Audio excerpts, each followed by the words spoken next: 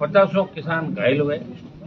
Police डर के मारे कई लोग इलाज कराने अस्पताल नहीं आए और 12-15 के लगभग यहाँ एडमिट है। 5 दिन से इनका स्वास्थ्य परीक्षण चल रहा है। मैंने खुद व्यक्तिगत इनसे मुलाकात की। ये दुर्भाग्यपूर्ण है कि हमारे नेता जो इनके वोट से चुनाव जीत के जाते हैं और चुनाव के बाद वो कंपनियों के मुनीम बन जाते हैं और इसलिए किसानों को लाठियां खानी पड़ती है अपनी जमीन बचाने के लिए।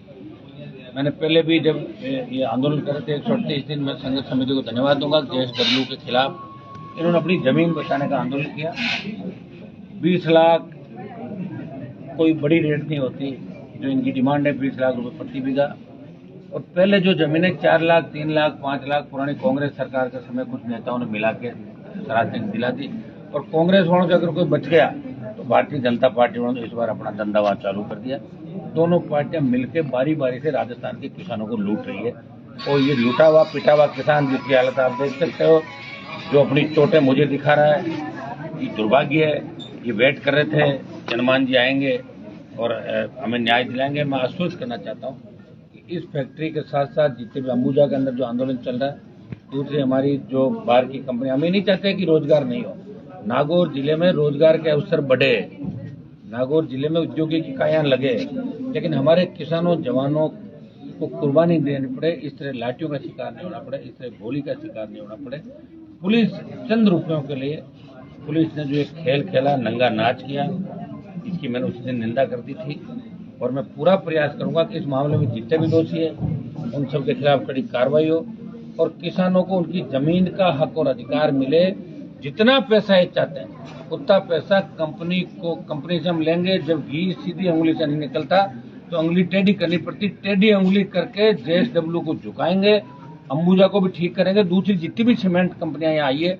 और वो नागौर को इस तरह कोई चारा का समझ रहे कि नागौर तो कुछ भी नहीं, कोई भी जाके कुछ भी कर सकता है। ये दुर्भाग्य है कि हमारे नेताओं ने यहाँ की पब्लिक को लड़ना नहीं सिखाया। मैं धन्यवाद दूंगा सरासनी के किसानों का, जवानों का, जिन्होंने, महिलाओं का विशेष रूप से, जिनके आगे एक बार तो पुलिस भाग गई थी। मैंने देखा एक वीडियो जिसमें पुलिस भागती हुई नजर आ रही है। तो कहीं न कहीं एक नई क्रांति की शुरुआत। हम ही नहीं चाहते कानून हमारे हाथ में ले, लेकिन कानून की आड़ में कोई गुंडागर्दी करेगा तो उसका मुकाबला भी किया जाएगा, उससे 2-2 हाथ भी किए जाएंगे। और मैं आज डिस्चार्ज होने के बाद अभी डीसा की मीटिंग है, उसके बाद शाम को सुबह हम पूरी इनके साथ बैठ के, क्योंकि इनका समझौता तो खत्म हो गया। समझौता तो इस बात का था कि भाई FIR दर्ज की 307 और अन्य मामलों में इनके खिलाफ मुकदमा दर्ज कर लिया। इनकी MLC बड़ी मुश्किल से हुई। इनका अभी तक FIR लॉन्च नहीं की गई। FIR देना हर आदमी का लोकतंत्र में अधिकार है, चाहे वो FIR लगे या चालान हो, लेकिन FIR कोई भी दर्ज करा सकता। हम लोगों के खिलाफ भी FIR होती है, मुख्यमंत्री के खिलाफ होती है, प्रधानमंत्री के खिलाफ होती है। ये दुर्भाग्य है कि इस तरह हमारे शेड्यूल कास्ट के भाइयों का, महिलाओं का, किसानों का, दूसरे तमाम जो सर्व समाज थे, जो उस गांव की जमीन को बचाने के लिए, हमारी नई पीढ़ी को बचाने के लिए वो लड़ाई लड़ रहे थे। और ये हिंदुस्तान में लड़ाई कोई नई नहीं लड़ी, लड़ाई पहले भी हमारे बुजुर्गों ने लड़ी थी। अंग्रेजों के खिलाफ लड़ी, सामंती ताकतों के खिलाफ, जागीरदारों के खिलाफ जंग हुई थी, कई लोगों ने कुर्बानियां दी। और अब लग रहा है कि वो वक्त आ गया तो कांग्रेस BJP ने हाथ मिला लिया। अब सुनने वाला कोई नहीं है। किसान को लगता है कि नीचे जमीन और ऊपर आसमान है।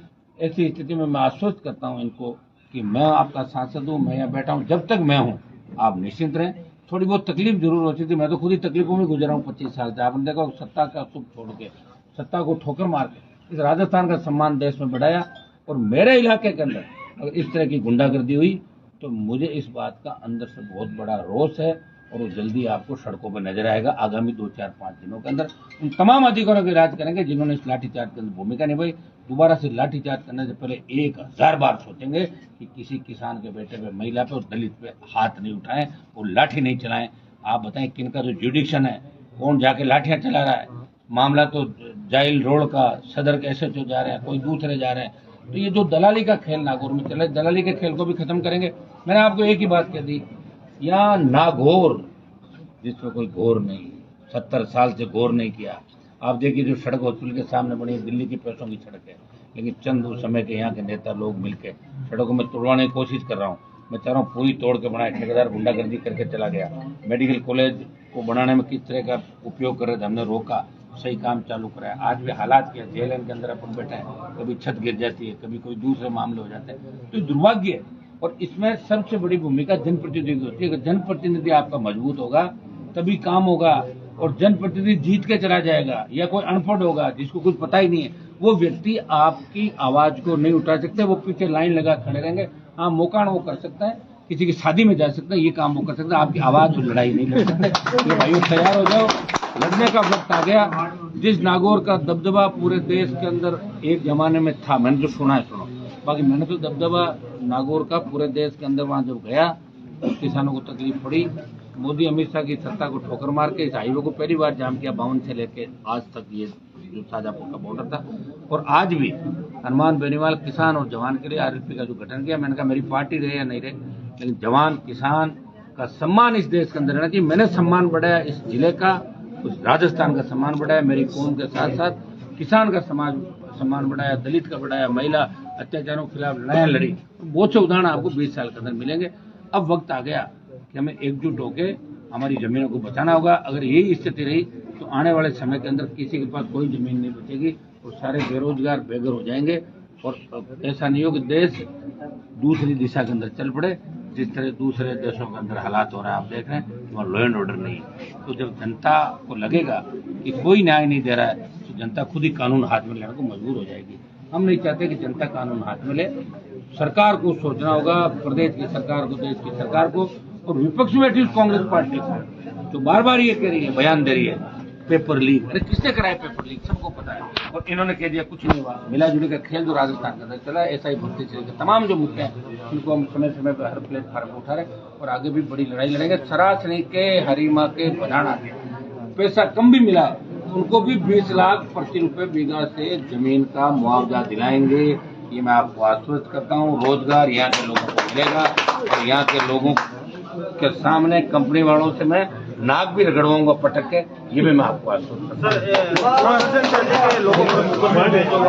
कोई चर्चा करते मुकदमे मेरे ऊपर 40 महिला उससे क्या होगा? बोध में होने से तो नेता बनेंगे इनमें से। और इन्होंने महिलाओं को बचाने के लिए जिस तरह इन्होंने लाठियां खाई अपनी माँ बहन को बचाने के लिए, मैं धन्यवाद देता हूँ। ये आजादी एक और आजादी है।